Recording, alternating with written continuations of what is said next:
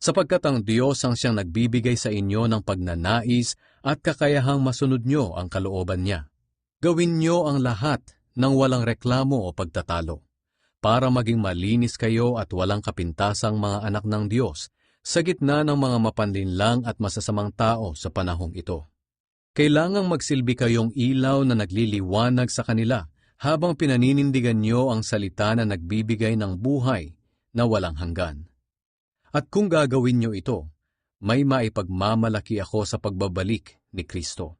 Dahil alam kong hindi nasayang ang pagsisikap ko sa inyo. Ang paglilingkod ninyo na bunga ng inyong pananampalataya ay tulad sa isang handog. At kung kinakailangang ibuhos ko ang aking dugo sa handog na ito, maligaya pa rin ako at makikigalak sa inyo. At dapat maligaya rin kayo at makigalak sa akin.